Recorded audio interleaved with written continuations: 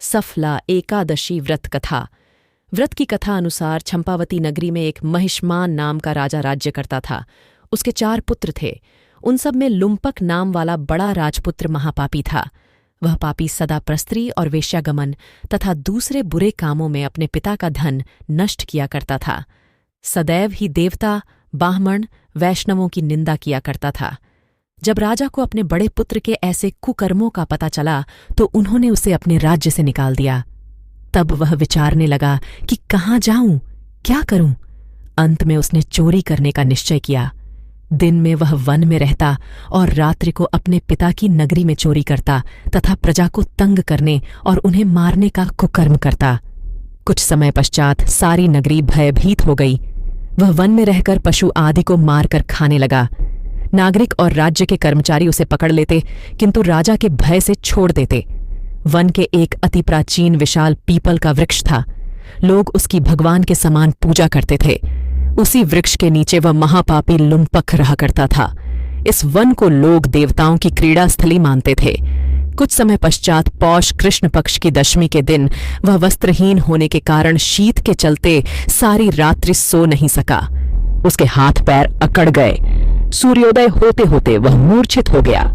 दूसरे दिन एकादशी को मध्याह्न के समय सूर्य की गर्मी पाकर उसकी मूर्छा दूर हुई। गिरता पड़ता वह भोजन की तलाश में निकला। पशुओं को मारने में वह समर्थ नहीं था, अतः पेड़ों के नीचे गिर हुए फल उठाकर वापस उसी पीपल वृक्ष के नीचे आ गया।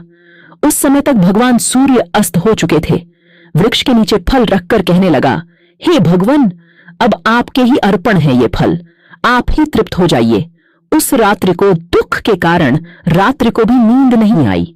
उसके इस उपवास और जागरण से भगवान अत्यंत प्रसन्न हो गए और उसके सारे पाप नष्ट हो गए। दूसरे दिन प्रातः एक अति सुंदर घोड़ा अनेक सुंदर वस्तुओं से सजा हुआ उसके सामने आकर खड़ा हो गया। उसी समय आकाशवाणी हुई कि हे राजपुत्र, श्री नारायण की कृपा से तेरे पाप नष्ट हो गए। अब तू अपने पिता के पास जाकर राज्य प्राप्त कर। ऐसी वाणी सुनकर वह अत्यंत प्रसन्न हुआ और दिव्य वस्त्र धारण करके भगवान आपकी जय हो कहकर अपने पिता के पास गया। उसके पिता ने प्रसन्न होकर उसे समस्त राज्य का भार सौंप दिया और वन का रास्ता लिया। अब लुम्पक शास्त्रानुसार राज्य करने लगा। उसके स्त्री, पुत्र आदि सारा कुटुंब भगवान नारायण का परम भक्त हो गया। वृद्ध होने पर वह भी अपने पुत्र को राज्य का भार सौंपकर वन में तपस्या करने चला गया और अंत समय में वैकुंठ को प्राप्त हुआ। अतः जो मनुष्य इस परम पवित्र सफला एकादशी का व्रत करता है उसे अंत में मुक्ति मिलती है। जो नहीं करते वे पूंछ और सींगों से रहित पशुओं के समान हैं। इस सफला एकादशी के महात्म्य को पढ़ने से अथवा श्रवण करने से मनुष्य को अश्वमेध यज्ञ का फल मिलता है।